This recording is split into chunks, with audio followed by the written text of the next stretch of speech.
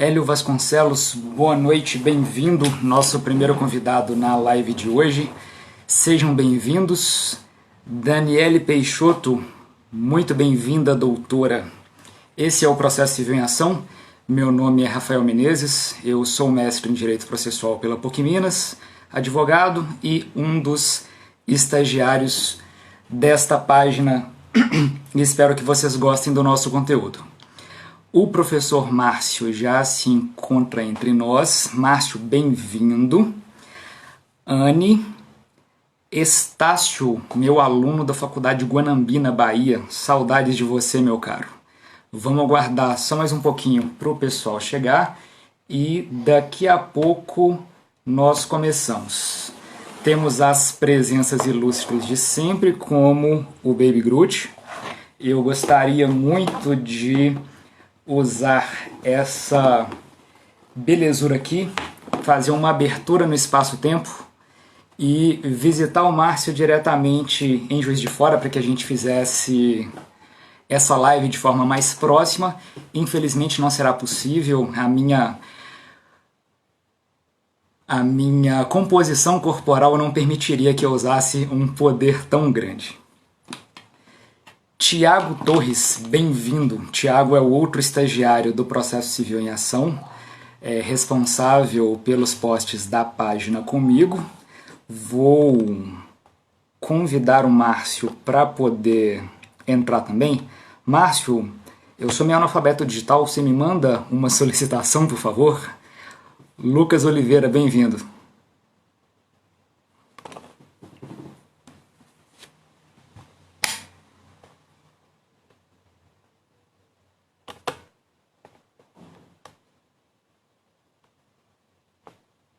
Acho que eu consegui te encontrar. Nájila Veloso, bem-vinda. Duda Souza, aluna daqui do Centro Universitário de Sete Lagoas, bem-vinda. Muito feliz de você estar matando sua aula para nos acompanhar. Professor Márcio, boa noite. Seja muito bem-vindo mais uma vez ao quartel-general do Processo Civil em Ação. Tudo bem, meu caro? Não sei se foi a sua Tudo internet ótimo. aí ou a E minha, por aí? mas tá cortando bastante aqui. Você está me ouvindo bem? Eu estou. Nossos ouvintes estão conseguindo ouvir o professor Márcio? Tá tudo certo por aí?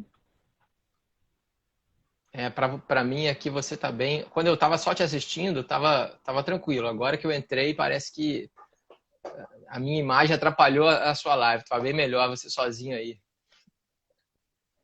Eu vou sair e vou entrar de novo, peraí. Tá, perfeito. Natan, Ricardo, Guilherme Cabral, Daniele, Márcia, bem-vindos.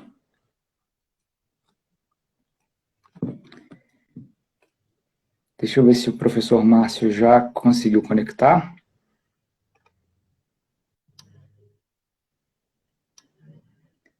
Mandando convite.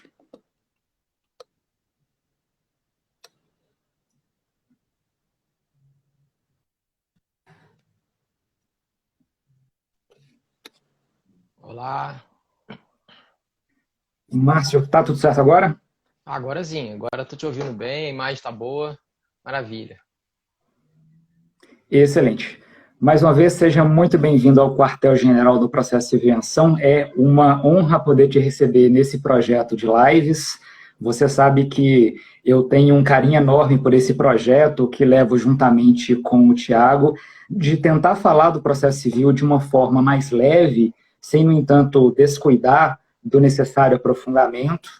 Eu tenho você como um dos grandes pensadores do direito processual na atualidade já há algum tempo. O professor Márcio é mestre e doutor em Direito Processual pela prestigiosa UERJ, pós-doutor pela Federal da Bahia, tendo sido orientado pelo professor Fred Didier, leciona na Universidade Federal de Juiz de Fora e, para mim, tem uma das melhores publicações do país sobre a lealdade processual. O professor Márcio tem feito trabalhos muito relevantes no estudo da execução civil e é sobre isso que ele vai falar na live de hoje. Eu gostaria de mostrar para vocês a herança que eu vou deixar para o pequeno Caetano, meu filho. Márcio, para começar a sua live, você tem as bênçãos do nosso padrinho. Ele está aqui ansioso para ouvir as suas considerações. Fagner, boa noite, bem-vindo. Pessoal, uma última informação muito relevante.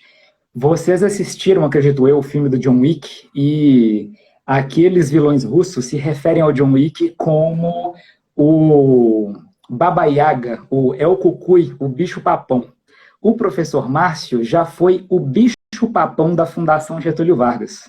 Ele foi, durante alguns anos, um dos examinadores da primeira e da segunda fase. Então, se eventualmente vocês não tiverem, naquela época, alguns anos atrás, sido aprovados na segunda fase da ordem, eventualmente na primeira, a culpa não é dele. Ele teve uma leve participação, a culpa é inteiramente de vocês, porque perceberam aqui hoje a qualidade e a competência do seu trabalho e de sua produção. Márcio, nós temos agora são 8h10, nós temos uns 45 minutos para que você nos brinde com a sua explanação sobre a execução de título extrajudicial sob a ótica do devedor. Teremos oportunidade de falar questões muito importantes, como a transformação da execução civil nessas últimas décadas, a exemplo da reformulação empreendida pelas já antigas Lei 11.232 de 2005 e 11.382 de 2006, o fato de que o CPC 2015, percebendo o caráter de novidade dessas modificações, acabou não fazendo modificações tão relevantes nesse título, nesse livro, acredito eu, e as inúmeras modificações mais recentes, como a tendência de desjudicialização, assim como a utilização de novas tecnologias e inteligência artificial. Nós temos, então, 45 minutos para que você faça a sua explanação e depois a gente faz aquele off-topic saudável para poder zoar seu Vascão, para poder falar dessa biblioteca maravilhosa, dessa quantidade de publicações na revista de processo, sobre paternidade, dentre outras coisas. Por favor, a palavra é sua. Obrigado, meu caro. Boa noite a todo mundo. Estou vendo muita gente querida aqui participando da nossa live. Fico feliz, bastante mesmo com o seu convite. Quando você me chamou, eu te falei isso, agora falo de público da honra e a satisfação que eu tenho de participar do seu projeto. Acompanho a sua página há muito tempo, acompanho as suas publicações, morro de rir com as suas imagens. Eu não sabia, inclusive, você fazer crossfit de terno, né? Descobri isso ontem. Aqui na minha família eu tenho vários crossfiteiros, eu não sou, mas eu conheço vários, minha esposa é, meu irmão é, então até mostrei para eles você fazendo isso, tá vendo? Só você que não faz, é impressionante como é que essas coisas são. Mas a gente tem outras prioridades, cada um tem as suas dificuldades, seus problemas, e enfim. Bom, além disso, claro, de agradecer e de demonstrar minha honra de estar aqui, né? Eu queria mais uma vez também dizer para o pessoal que está nos assistindo que essas palavras todas que o Rafael trouxe, elas na verdade assim, elas estão muito, muito exageradas, né? Isso aí que ele falou é porque é meu amigo, é porque é um conhecido de longa data. A gente pode tirar aí pelo menos 90% do que ele falou aí e aproveitar um pouco só que sobra. Eu queria também aproveitar que você está falando de livro, olha o que eu achei aqui, não sei se você conhece esse livro aqui, que eu usei bastante também na minha tese, a parte do capítulo de Direito Mexicano também tratei. Não é só você que tem as minhas obras, eu também tenho as suas aqui. E para mim é uma satisfação muito grande poder dialogar contigo.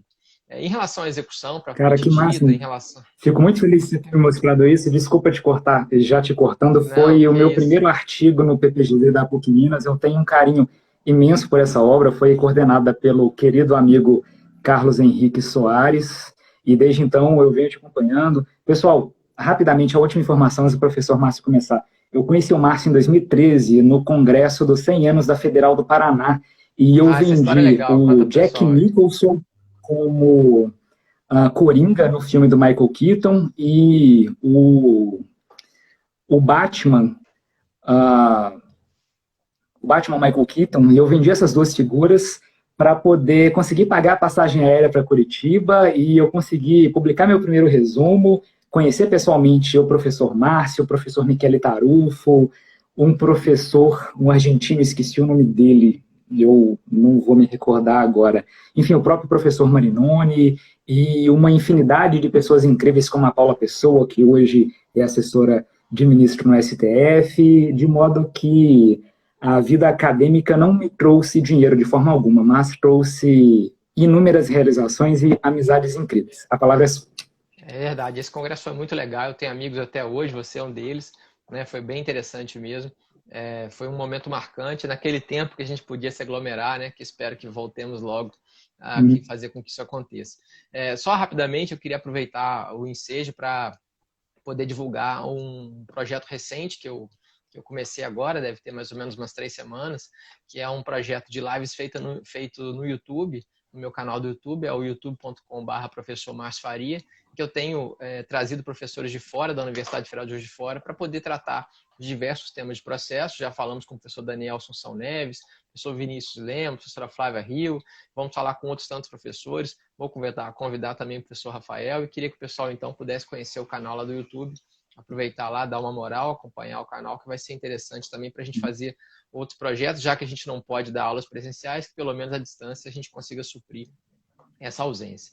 Em relação às outras questões, obviamente que eu não vou comentar do Vasco, você falou que eu não posso fazer isso, né? Até porque hoje é um dia bastante importante para o Vascaína, todo mundo sabe disso, né? Um dia chave, ainda bem que eu estou aqui na live, não estou pensando no jogo, isso é muito importante também, né? Isso me tira o foco de qualquer outra coisa negativa, né? Agora, falando sério, em relação à execução, né, a gente teria inúmeras questões a tratar, e eu achei interessante falar desse assunto, falar sobre a postura do executado, porque normalmente a gente estuda a execução a partir da ótica do credor, né? Até por conta de uma questão lógica, questão legal, a lei assim determina, né, que nós tenhamos que analisar, o Código de Processo Civil determina que a gente tem que analisar a execução a partir do favo creditórios, a partir da ideia de que a execução deve se desenvolver no interesse do credor. E aí a gente acaba deixando o executado em segundo plano, a gente acaba deixando o executado num segundo nível. E a postura que o executado pode tomar, ou as posturas que o executado pode tomar, elas são muito importantes, elas são muito relevantes no processo. Então, até para poder a gente ter um diálogo cultural, porque a página tem tudo a ver com cultura de várias medidas, né? Eu me lembrei, preparando essa live de hoje, de uns livros que eu lia quando eu era criança, quando eu era já um pouco mais velho, que você escolhia o final. Era aqueles livros, não sei se você conhece, aqueles que se você quer fugir do bandido, você vai para a página 30. Se você quer enfrentar o bandido, você vai para a página 25. E você criava a história na medida em que você ia escolhendo as alternativas que você tinha no livro, né? Esses livros eram muito legais, eu tinha vários quando adolescente. Eu não vejo muito hoje, mas eu me lembro com muito carinho dessa época. E me parece que nesse caso aqui, nós podemos tratar o processo de execução lastreado a um título extrajudicial, um cheque, uma nota promissória, um contrato, ou até mesmo uma execução fiscal, né, a CDA, que também é um título executivo extrajudicial. A gente pode tratar esse processo de execução dessa maneira. Nós tenhamos aqui na opção do executado, nós temos possibilidades que o executado pode escolher, né, das mais variadas.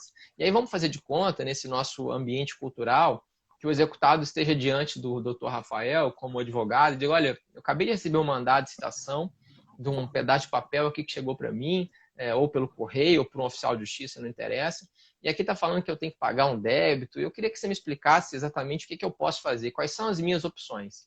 Bom, eu consegui mapear, é claro que na medida em que a gente vai estudando, eventualmente podem surgir outros, mas eu consegui mapear 10 opções, nada menos que 10 opções que o executado tem, quando recebe um mandado de citação, o que ele pode fazer. E aí eu vou tentar dividir muito rapidamente, dentro desse meu tempo, essas 10 opções e falar um pouco delas, sem prejuízo de depois a gente poder discutir um pouco mais sobre outras. Algumas são mais interessantes, outras menos, algumas mais profundas, outras nem tanto.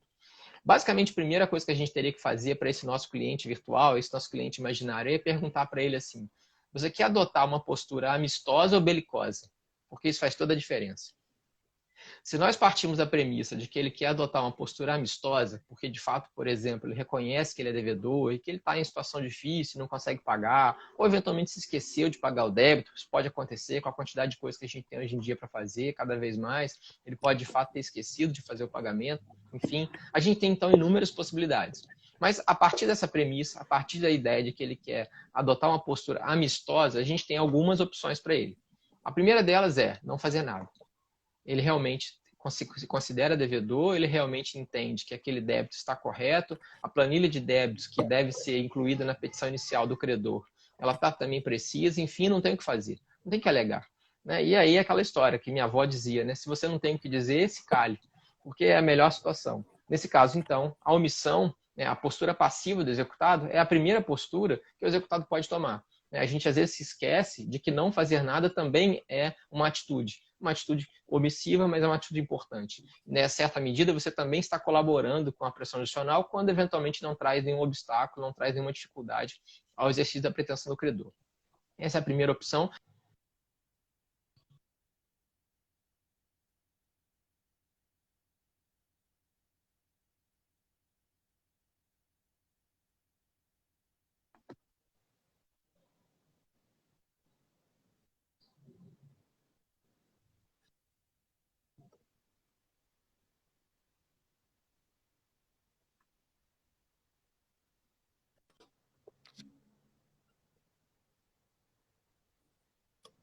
Pessoal, o professor Márcio está travado para mim, vocês estão ouvindo ainda? Parece que nós temos um pequeno problema no sinal.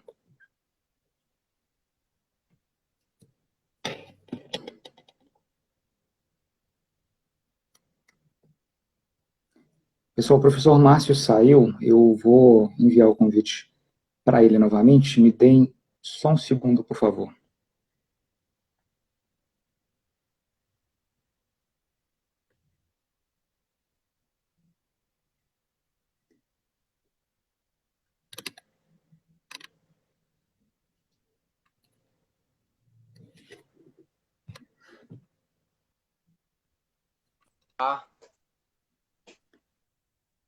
Márcio, nós tivemos um probleminha na conexão, não sei se foi aí ou aqui, me desculpe, acredito que a gente tenha ficado uns 10, 15 segundos talvez fora do ar. Tá me ouvindo bem agora? Agora sim. Vocês, pessoal, também estão? Olha, eu tinha caído, agora melhorou. Vê se melhora.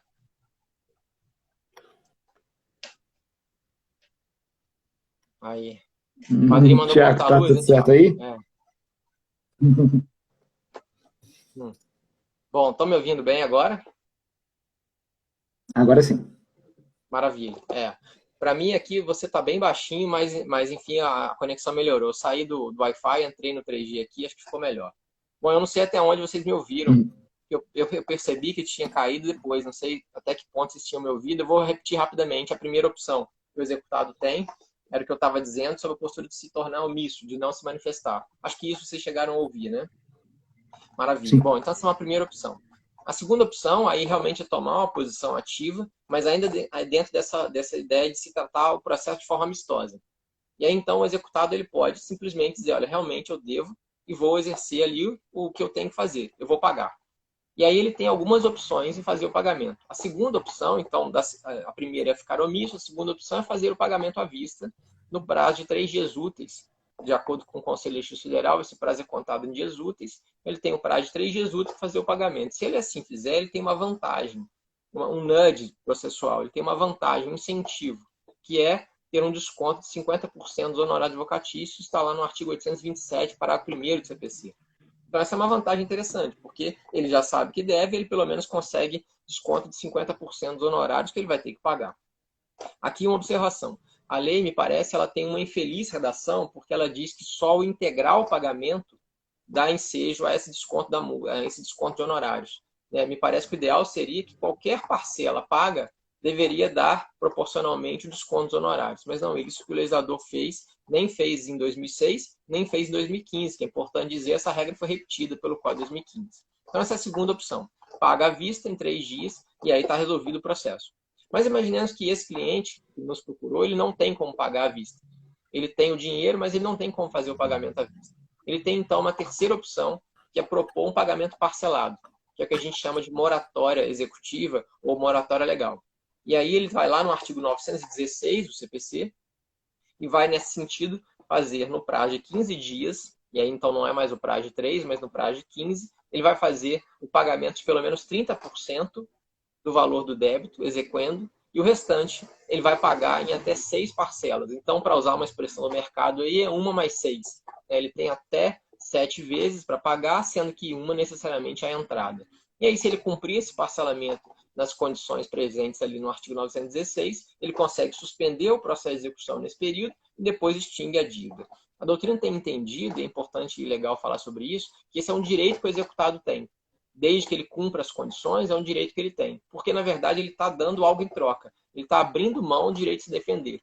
Então, ele renuncia ao direito de entrar com os embargos, que a gente vai falar daqui a pouco, que é uma das opções que o executado tem, mais belicosa, e, por outro lado, ele propõe o pagamento parcelado.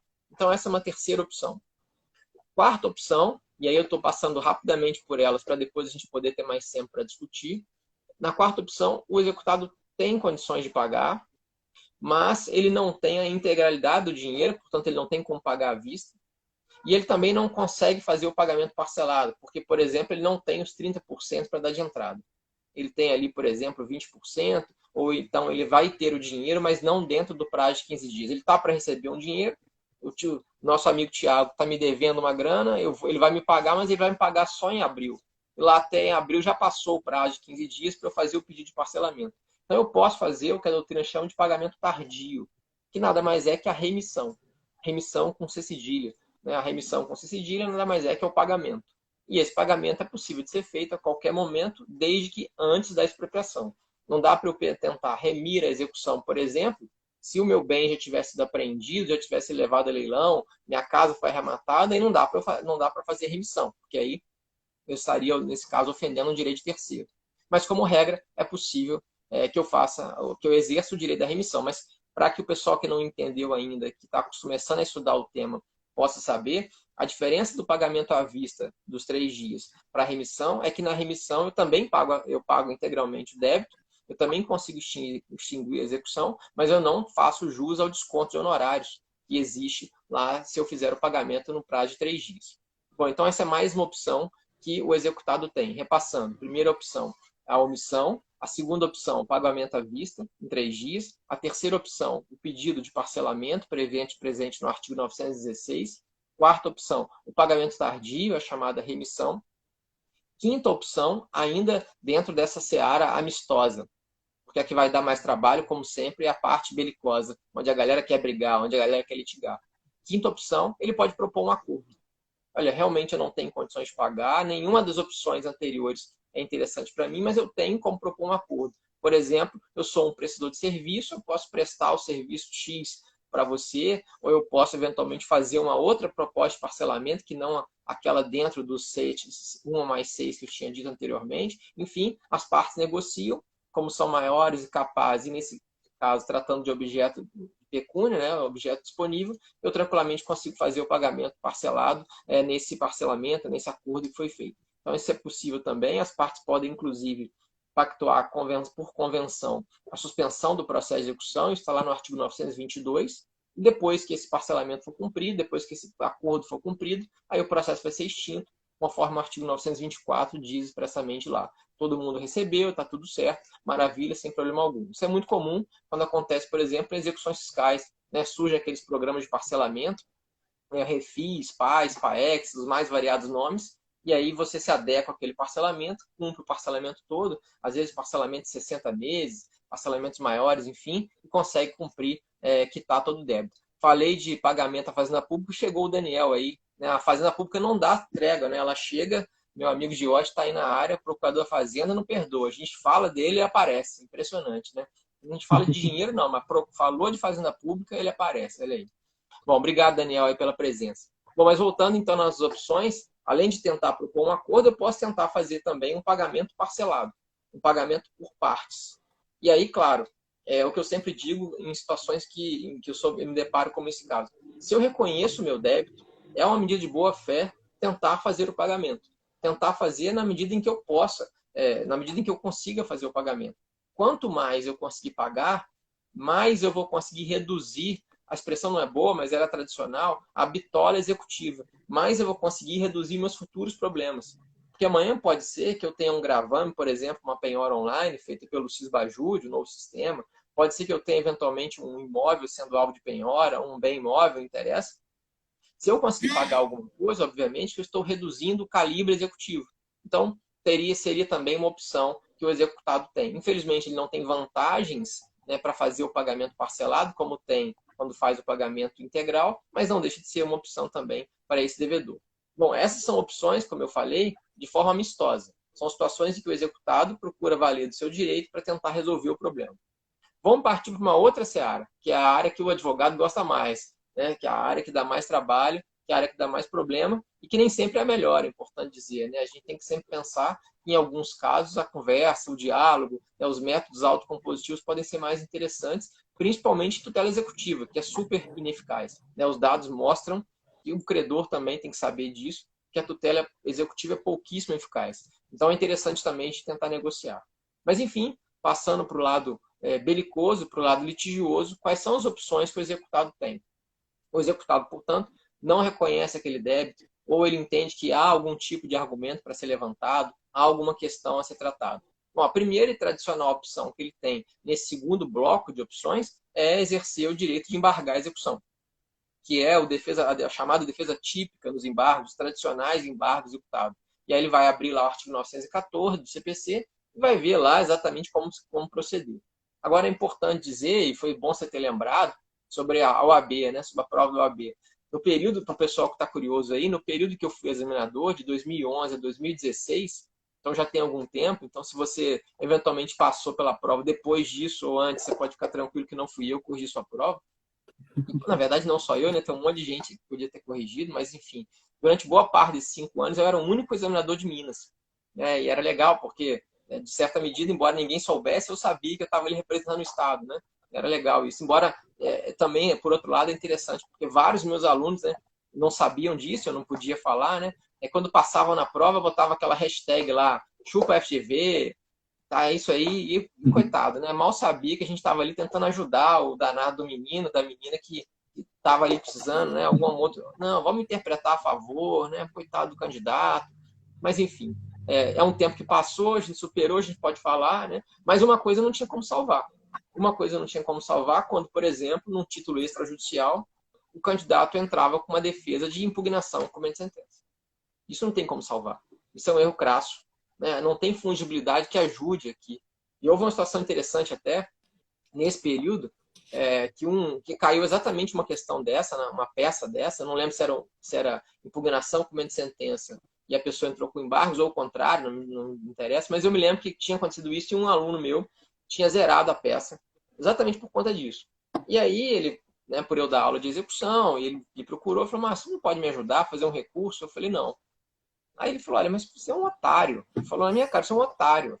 Eu falei, não, a questão não é essa de ser otário, ser legal, gente boa, não. A questão é que nós vamos perder tempo. Eu vou perder meu tempo, você vai perder tempo, porque não vai adiantar nada. Porque esse erro é um erro grosseiro, é um erro crasso. Você trocou a defesa típica executiva, não tem como salvar. E aí ele ficou bravo, fez o recurso, perdeu o recurso de novo, depois ele voltou e me pediu duplas desculpas. Né? Primeiro, porque ele errou uma questão simples dessa, e não deveria ter errado, enfim. E segundo, porque, né, na raiva, ele acabou falando palavras não muito amistosas, né? Mas, enfim, a gente sabe que isso acontece, pedra passada e a questão supera. Mas nesse exemplo, voltando para cá, então, como eu dizia, não é possível se valer de outra defesa típica que não os embargos, já que nós estamos tratando aqui do título executivo extrajudicial. Mas vamos imaginar que o sujeito não queira fazer os embargos, ou ele não tem mais prazo para embargar, ou eventualmente ele já até fez os embargos e tenha sobrado alguma questão de ordem pública, alguma outra matéria, ele tem a possibilidade, parece que ainda é cabível, embora o professor Fred Dia, por exemplo, que não me ouça, né, que foi meu orientador, meu supervisor no pós-doutorado, agora eu posso falar que já acabou, não tem problema, mas brincando, mesmo eu não concordo muito com ele, ele o professor Leonardo Carneiro da Cunha, um grande amigo, eles dizem que não há mais hipótese de falar em sessão de preservatividade, né? Mas, de todo modo, eu considero que sim, que ainda é possível, seja com base no 518, seja com base no artigo 983, salvo melhor juízo. No 803, perdão. Travou, pessoal? Falando que travou. Voltou? O Rafa, da Advocacia Moderna, falou que travou. Pessoal, vocês Mas estão me ouvindo bem agora? estão Thiago, ouvindo tá bem? tudo Estão certo por tranquilo? aí? Bom, acho que sim, né? Vou continuar. Qualquer coisa você me avisa. Então, uma outra opção, Perfeito. ainda dentro dessa fase belicosa, que o executado tem, é se valer da exceção de pré-executividade. É uma defesa não prevista expressamente em lei, me parece que desde Pontes de Miranda, que ela já está entre nós, né, já numa situação já consolidada, a gente poderia até fazer uma outra live para falar só sobre exceção de pré-executividade, dar um tema bem interessante, mas eu sugiro ao pessoal que, se quiser, entre lá no meu canal, já tem uma aula só sobre exceção de pré-executividade, o pessoal pode ir lá consultar, uma aula de quase 1 hora sobre esse assunto. Acho que vale a pena quem quiser conhecer, pelo menos ter uma ideia para poder discordar de mim depois. É interessante. Bom, essa é uma segunda opção, então, que o devedor belicoso tem. Uma terceira opção que ele tem é se valer de uma ação autônoma de impugnação. Uma ação anulatória, por exemplo, que é muito comum, vou falar mais uma vez da Fazenda Pública, né, que é muito comum nos débitos fiscais. Você eventualmente não consegue fazer os embargos, porque a lei de execução fiscal te exige garantia do juízo, ainda exige, a LEF, a 6830 de 80, ainda exige garantia do juízo, então eu não tenho como garantir o juízo, eu posso me valer de uma ação anulatória, por exemplo. Ou ainda que não seja uma execução fiscal, uma execução comum, eu posso tentar anular um cheque, porque eu entendo, por exemplo, que aquela assinatura ali é falsa, ou por qualquer outro vício que eu entenda que exista no título executivo extrajudicial.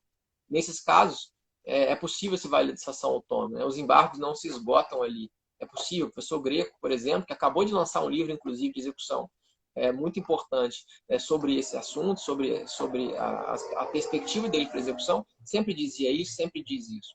Então, essa seria mais uma opção que o executado belicoso tem. E uma outra opção que a gente não pode desconsiderar, que o executado belicoso tem, é se valer dos recursos.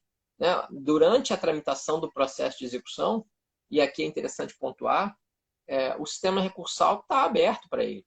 E é interessante que ele está mais aberto do que no processo de conhecimento. Porque no processo de conhecimento a gente tem aquela discussão do cabimento de agravo de instrumento, da ideia da taxatividade mitigada, daquele famoso e clássico caso da ministra Nancy Andrighi, por conta do rol do artigo 1015 do CPC ser taxativo, é um taxativo peronomútil, né, um taxativo mais ou menos, é aquele famoso meme, né, não pode dançar, mas se quiser pode, né, mais ou menos o que o STJ falou, não pode recorrer, mas se pedir com jeitinho a gente deixa. Né? Na execução nada disso acontece. Na execução isso não acontece porque o parágrafo único do 1015 diz expressamente que as decisões interlocutórias são agraváveis. Então é interessante pontuar que o sistema recursal na execução ele é até mais simples do que no próprio processo de conhecimento. Então é possível que o executado também se valha de recursos se assim ele entender cabível. Claro, uma decisão interlocutória determinou a penhora de um bem com o qual ele não concorda, o executado pode recorrer, mesmo ele não tendo feito embargos, mesmo ele não tendo feito impugnação, no caso de título judicial, mesmo ele não tendo feito exceção de prestatividade. Uma coisa não exclui a outra.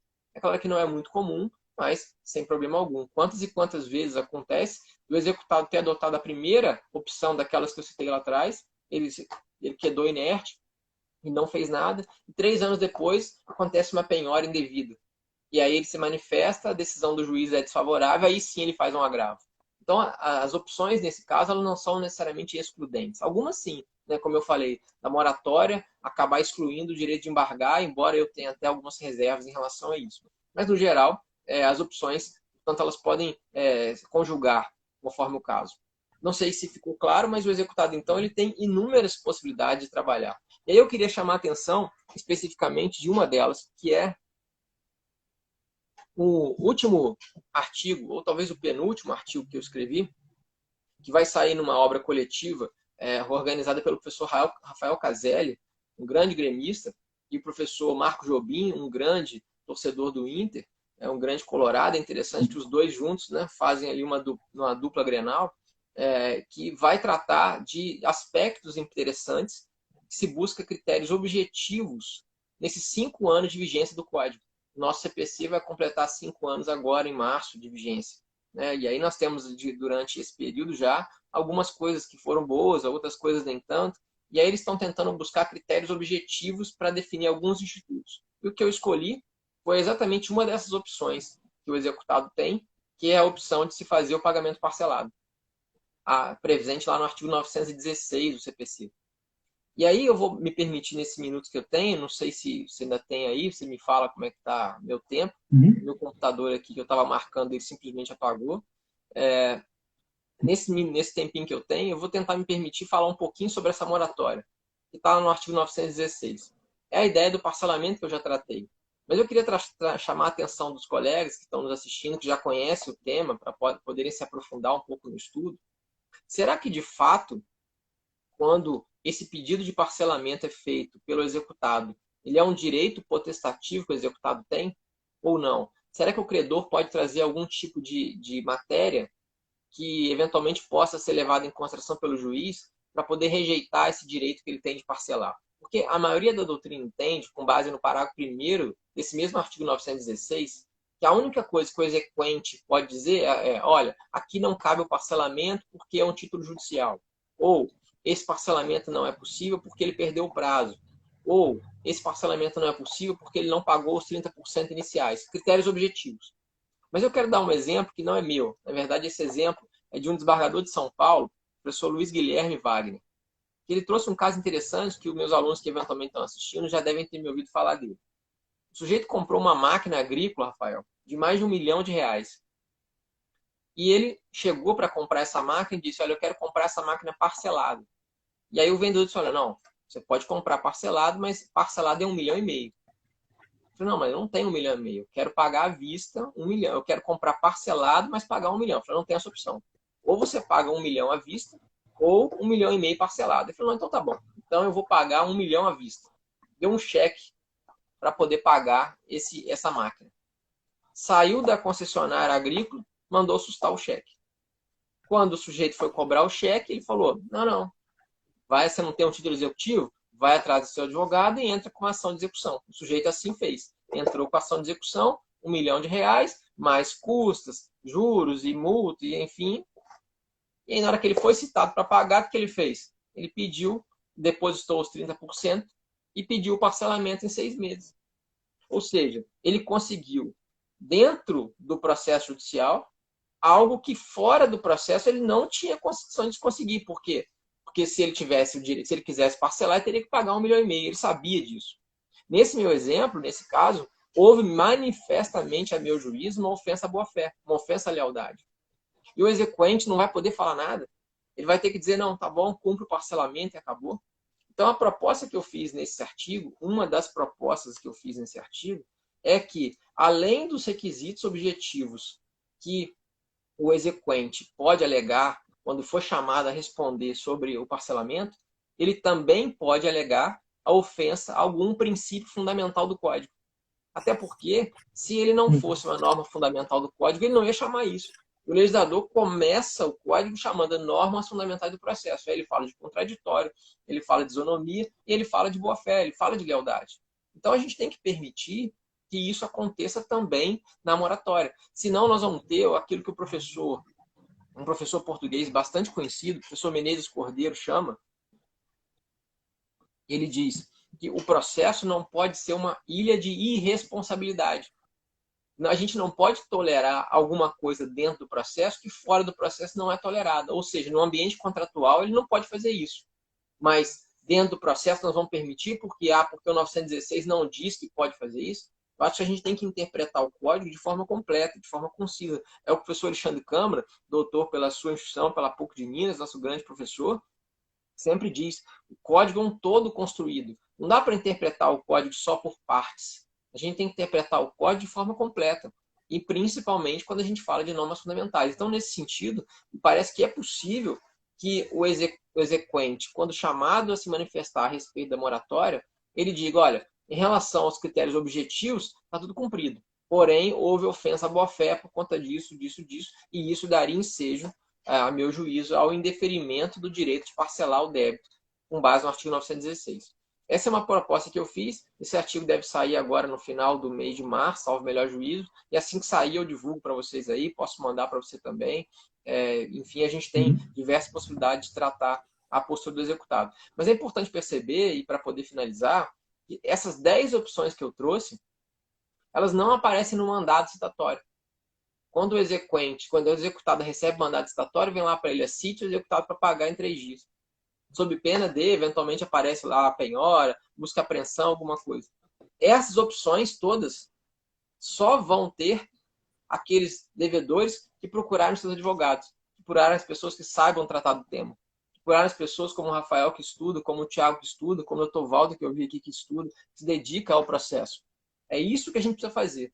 É isso que a gente precisa ter. A gente precisa ter em mente bem a legislação para poder atender bem o assistido, atender bem o jurisdicionado, atender bem o cliente. Porque está chegando num ponto que a gente precisa falar questões óbvias, né, Rafael? É difícil isso. Mas cada vez mais a gente está tendo que falar obviedades, né? E principalmente nesse momento que nós estamos vivendo, né, em que tudo eventualmente está sendo muito acelerado, muito rápido, ninguém quer perder muito tempo com nada, só o estudo vai resolver boa parte dos nossos problemas.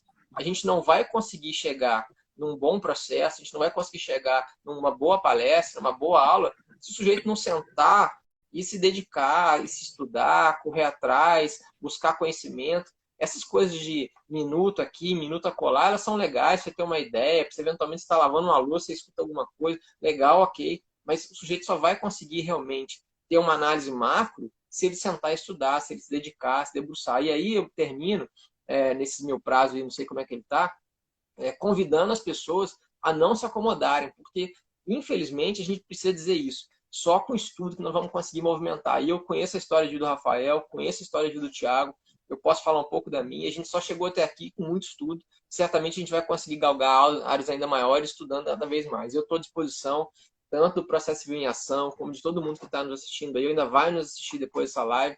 Porque se quiser estudar, pode contar comigo, eu estou à disposição. Márcio, sensacional sua explanação sobre a execução, me trouxe inúmeros questionamentos e te digo de imediato sobre essa proposta de perda da faculdade de parcelamento do 916 pela violação do dever de boa-fé, eu acredito que eu concorde integralmente. E venho pensando também em algumas perguntas para poder te fazer. É interessante como que isso, muitos doutrinadores de renome falavam, que até o advento das reformas de 2005 e 2006, o processo civil na fase executiva era entendido como uma espécie de processo civil do autor, porque sempre imaginava que o autor / exequente sempre teria razão, e que o inadimplemento poderia justificar qualquer iniciativa que o exequente tivesse com relação à fase expropriatória, com relação à execução dos bens do executado. E, por mais óbvio que possa parecer, nós demoramos uns bons anos de vigência do texto constitucional para poder compreender os direitos processuais fundamentais do executado e, inclusive, a incidência do contraditório na fase executiva. Alguns autores até mesmo falando que, por se já ter certeza, liquidez, exigibilidade, por dispensar uma fase instrutória, uma fase de conhecimento, já haveria essa certeza e, por via de consequência, o contraditório seria relegado a um segundo plano. Então, o processo civil brasileiro como um todo acabou demorando para alcançar esse nível de maturidade que hoje é quase óbvio por força das normas fundamentais do CPC. Uma outra questão interessante também é como que o artigo 4º do CPC reforça o princípio da duração razoável do processo e, inclusive, a busca da atividade satisfativa. E nós sabemos que um dos maiores gargalos que nós temos no Poder Judiciário é justamente na fase de execução. Antes de apresentar propriamente algumas perguntas, eu gostaria de registrar a presença da querida professora Gisele Coy. Gisele, eu nunca soube como se pronuncia seu nome. A professora Gisele faz parte da Comissão de Processo Civil da UABMG, leciona a matéria na Newton Paiva, junto com o professor Guilherme Lage, e também registrar a presença do querido Daniel Colnago. Daniel está iniciando o doutorado em processo civil na USP esse ano e tem uma obra muito interessante, muito relevante sobre intervenção de terceiros. Eu tenho a felicidade de ter escrito um artigo com o Daniel sobre isso. Não sei se você, Daniel São Paulino, está aqui entre nós. Fico muito feliz de poder contar com a sua audiência. Márcio, a pergunta é: diante das últimas transformações ocorridas na fase executiva, sobretudo por esses 5 anos de vigência do CPC 2015, o que você vislumbra para o futuro da execução, no que diz respeito à desjudicialização e no que diz respeito à utilização dessas novas tecnologias no direito ou algumas modificações pontuais como o Cisbajud? Bom, ótima pergunta, mas antes disso, é uma coisa importante que eu tenho que fazer, que eu prometi, eu tenho que cumprir minha promessa, né? Um grande amigo, procurador da República, aniversariante do dia, eu falei que eu ia mandar um abraço para ele. Não imaginei que ele fosse entrar, ele acabou de entrar aqui, meu amigo Lucas. Parabéns para você, obrigado aí pela audiência. E tem aqui também a minha professora Isabela, minha professora de TGP, a primeira pessoa que me deu aula de processo civil, está assistindo nossa live. Você vê como é que nós estamos prestigiados aqui. Obrigado, professora Isabela. Vi aqui também o João, um grande colega da USP, tem vários colegas aqui. Obrigado, pessoal, que está assistindo. Bom, duas coisas importantes a respeito do que você disse.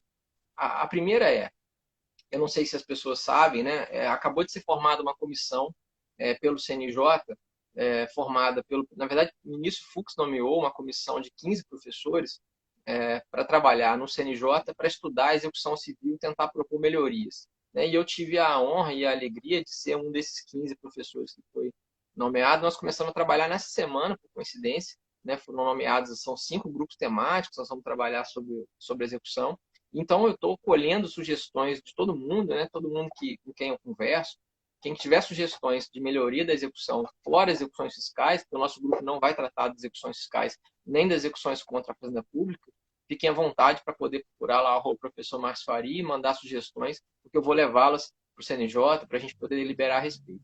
O segundo ponto que está ligado a esse tem a ver com a ideia de tentar melhorar a pressão adicional, porque, de fato, embora o artigo 4º tenha dito lá que a tutela satisfativa faz parte, obviamente, da duração razoável do processo e faz parte também da atividade meritória, da primazia do mérito, na verdade, a execução acabou sendo deixada de lado com a reforma do CPC de 2015. E isso não foi à toa, porque quando o anteprojeto de 2009 do CPC apareceu, tinha pouco tempo das reformas do CPC, né? As reformas foram de 2005 e 2006. Então, a comissão, quando foi elaborar o primeiro anteprojeto, lá no final de 2009, começo de 2010, claro que ela falou, olha, não vamos mexer muito na execução, vamos arrumar um pontinho aqui ou outro, né? Aquele problema do 475J, que tinha aquela confusão toda, como é que conta o prazo da multa, e outros pontinhos aqui a colar, mas no geral não vamos mexer na execução, porque a gente não sabe ainda se vão funcionar ou não as reformas. Mas o tempo passou, né? O anteprojeto demorou muito para poder tramitar, não no Senado, mas na Câmara durou um tempo razoável, e quando ele entrou já se via que a execução realmente não tinha dado resultado, as reformas não tinham dado resultado. Né? Todas aquelas ideias, o ministro Aço do Mão Carneiro lá atrás, iriam resolver, não resolviam. E aí uma das primeiras ideias que a gente tem hoje é olhar para fora. E ao olhar para fora, a gente percebe um movimento muito grande de desjudicialização, de retirada das atividades executivas da mão do juiz. E aí a gente pode trabalhar isso sobre várias perspectivas. Eu não sei como é que está nosso tempo aí, né, porque o Instagram ele nos corta, mas rapidamente a gente tem 3 possibilidades de trabalhar com um assunto que são fundamentais para que todo mundo entenda. A primeira é a atual que nós temos, a centralização dos poderes executivos na mão do juiz. Está provado por A mais B que não tem funcionado. Os juízes não são preparados para isso, não são treinados para isso, não gostam de fazer isso, né? Eles não fazem estudos para isso. É muito raro o juiz, é muito raro o profissional que estude execução. Estou falando de juiz, mas na verdade é todo mundo. Né? A execução é o patinho feio do processo, mundialmente falando, não só no Brasil. O segundo momento é retirar esses poderes do juiz e entregar para terceiros dentro da estrutura do Poder Judiciário. Então, na verdade, o que a gente tem é uma descentralização, que acontece na Itália, por exemplo, que acontece claramente na Espanha, né? Que os secretários judiciais eles fazem quase que todo o trabalho que o juiz faz, embora eles façam parte ainda da estrutura do Poder Judiciário. E um terceiro nível, que aí me parece sim que é uma desjudicialização, nós estamos tirando esses poderes executivos e entregando para terceiros alheios ao Poder Judiciário, que acontece em Portugal e na França, que aí podem ser entes privados, que vão exercer, até mesmo pessoas físicas ou jurídicas, vão exercer os atos através de agentes de execução. E aí esses sujeitos, claro, sob a coordenação do judiciário, sob a fiscalização dos órgãos de controle, eles vão poder praticar os atos sem que seja necessário ali que essa demanda esteja diretamente atribuída ao judiciário. A proposta que hoje tramita no Brasil, que é a da lei, o projeto de lei 6204 de 2019, no meu canal lá tem várias lives sobre isso também, a gente pode depois marcar uma outra data para tratar desse assunto. A proposta é bastante ousada, inclusive. A proposta é que as execuções no Brasil, desde que não sejam as exceções, como, por exemplo, incapaz, réu preso, enfim, com exceção de alguns casos, as execuções seriam propostas nos cartórios de protesto, nos tabelionatos de protesto. E aí o juiz só iria conhecer das execuções se houvesse algum problema. Se houvesse alguma treta, como eu brinco com meus alunos, aí sim a gente iria para o judiciário. Mas para tentar fazer o acordo, para tentar fazer aquelas posturas conciliatórias que eu disse anteriormente, todas elas eu não precisaria de ir ao judiciário. Para homologar um acordo, para homologar um parcelamento, para receber e entregar o dinheiro ao credor, eu não preciso do juiz para isso. Basta que eu possa fazer isso eventualmente num terceiro. E essa é uma das ideias do PL 6204 de 2019. É importante dizer, e eu sou talvez um dos principais críticos desse PL, porque ele foi a base do meu trabalho final de pós-doutorado, que o PL precisa melhorar muito. Ele tem muitos problemas e eu convido as pessoas a conhecerem. Eu publiquei, já vai sair o primeiro volume agora, em março, da revista de processo. Você falou no começo da réplica, né? Vão sair em 5 volumes a partir de março esse meu trabalho, porque ele ficou muito grande e a professora Tereza Arruda Alvim achou ele interessante, mas ele não cabia numa revista só, então ele vai ficar em 5 revistas seguidas, a partir de março. Esse meu texto vai sair, em que eu proponho ao final mais 50 sugestões de melhoria para esse PL 6204 de 2019. Algumas delas já estão, inclusive, sendo tratadas lá no Senado, porque eu estou em contato com algumas pessoas que fizeram a redação originária do PL, que me dá até muita alegria, mas não deixa de ser uma iniciativa interessante. É interessante porque, quando a gente conversa sobre execução, uma coisa é unanimidade. Não dá para ficar como está. Precisamos mudar. O problema é como mudar. Mas isso já é um grande passo, porque em outras áreas ainda existe muita resistência. Vamos mexer, não vamos, não, melhor deixar como está, sempre tem algum lobby de uma categoria aqui ou acolá. Nesse caso, não. Na execução, é unanimidade, ninguém gosta. A execução é a genie do processo, para usar uma expressão aí mais antiga, para quem vai se lembrar. A execução, ela é o patinho feio realmente. Embora eu seja apaixonado pela execução, eu reconheço que, de fato, ela tem muitos problemas. Então, essa é uma medida interessante para tentar modificá-la. Sensacional. O Thiago tinha feito aqui no WhatsApp para mim uma pergunta sobre insolvência civil. O CPC 2015 acabou não tratando em específico sobre o tema e, salvo o melhor juízo, existe alguma disposição sobre a necessidade de tratamento da insolvência civil em uma legislação própria. Você acha que é chegado o momento de nós discutirmos isso também ou ficaria para um segundo momento? Essa é uma pergunta boa, né? O Thiago, inclusive, eu estou devendo uma resposta para ele. Eu nem me lembro a pergunta, mas eu sei que eu estou devendo uma resposta para ele. Depois ele pode me mandar a pergunta, que eu já esqueci, mas eu sei que eu estou em débito com ele, né?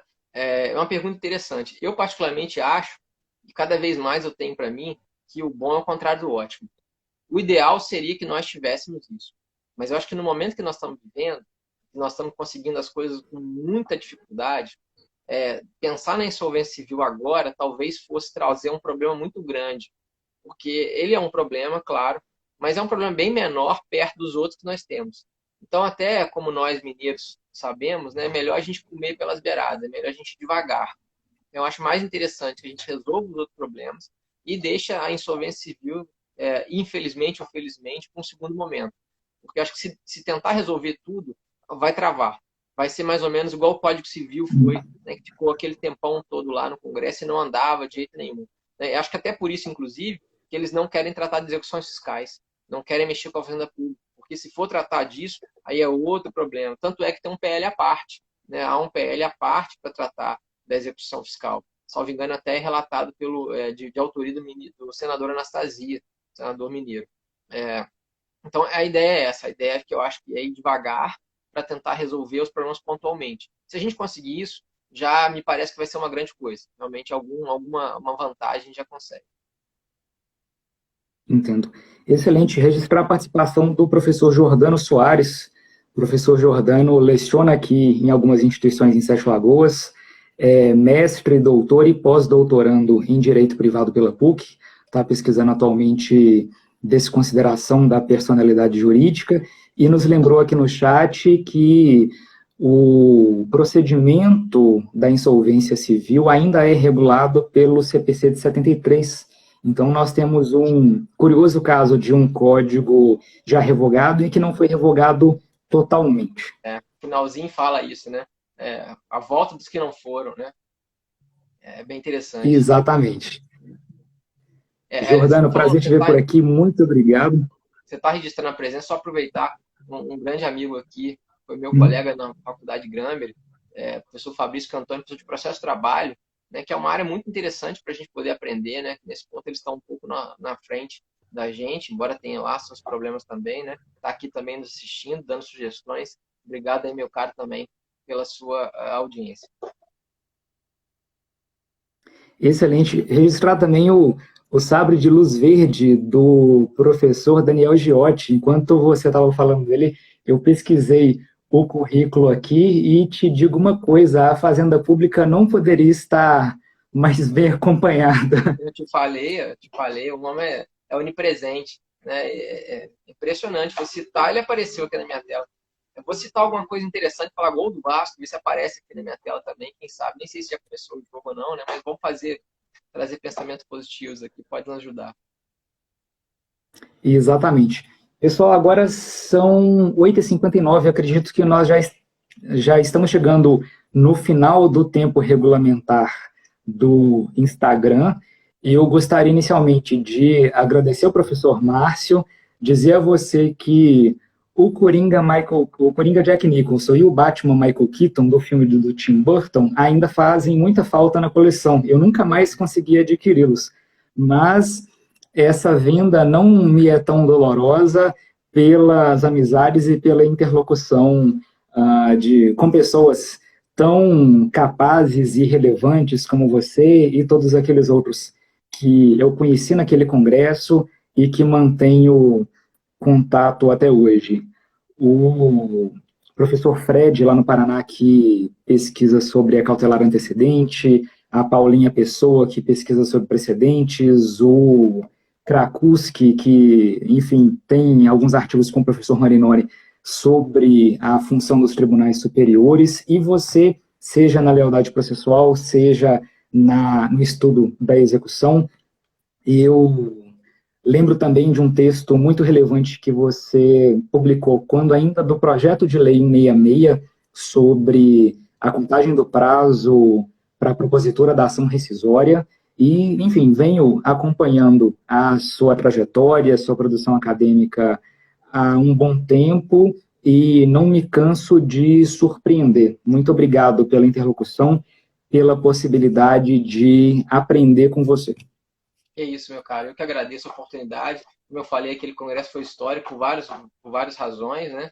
E fico feliz também por conta disso. Né? Essa produtividade, na verdade, são ideias que eu vou tendo e madrugadas em claro que a gente vai passando. E é bom saber que, a certa medida, alguém está lendo, alguém está podendo ter esse diálogo conosco. Fico feliz com isso. Fico feliz também com um monte de gente que acompanhou aqui, né? Revendo aqui vários amigos. Né? A live tem essa vantagem também que a gente pode reencontrar e eu estou sempre à disposição do processo de mediação, você pode contar comigo, né? Você sabe disso, né? Vamos fazer aí mais outras parcerias, outros eventos, à disposição, a gente só organizar com as nossas paternidades aí, né? Isso é um ato difícil, mas a gente acha uma brechinha para poder conseguir conversar com você e todos os amigos aí também. Muito obrigado, gente, boa noite, se cuidem, para a gente poder continuar estudando, que é isso que interessa. Pessoal, muito obrigado a todos que nos assistiram, audiência hiperqualificada hoje. Agradeço aos professores, estudantes, profissionais, curiosos. Fagner, eu prometo que mostro as peças da coleção ao longo desses próximos dias. Eu estou com ainda algumas pendências de 2020, como o curso de processo civil do professor Carlos Henrique Soares, que recebi, um livro do professor Francisco Dourado, ele pesquisa sobre tutela da evidência publicou um livro com o pessoal da pós-graduação da PUC e ainda tenho uma publicação pendente sobre isso, dentre muitas outras coisas que eu gostaria de fazer e a gente vai encaixando. Felipe Custódio, seu chocolate sensual, muito bem-vindo a essa live. O professor Felipe chegou atrasado porque estava dando aula na FEM, ele é professor de Direito do Trabalho daqui do Centro Universitário de Sete Lagoas. Abraço, meu querido, prazer te ver. Pessoal, terminando por aqui, espero que vocês gostem do nosso trabalho. Tudo é feito com muito carinho, tentando apresentar alguns conceitos difíceis do direito processual de uma forma mais leve, que vocês possam entender e, se possível, gostar da disciplina tanto quanto nós. Você, professor, que chegou à nossa página por influência do Márcio, para poder acompanhá-lo, eu gostaria que vocês continuassem nos acompanhando. O professor Jordano já recebeu o convite para poder falar sobre o incidente de desconsideração da personalidade jurídica. Temos para as próximas lives o professor Guilherme Lage, o professor Gerli Nunes, faremos também convite para o professor Gustavo Faria, para o querido professor Mozart Borba, enfim, uma pleiade de grandes juristas, com exceção deste humilde estagiário que vos falo. Nos acompanhem, fortaleçam o projeto e a gente se despede por aqui. Abraço para vocês, boa noite. Tchau, tchau, gente. Obrigado, boa noite aí. Obrigado, Márcio. Valeu, valeu.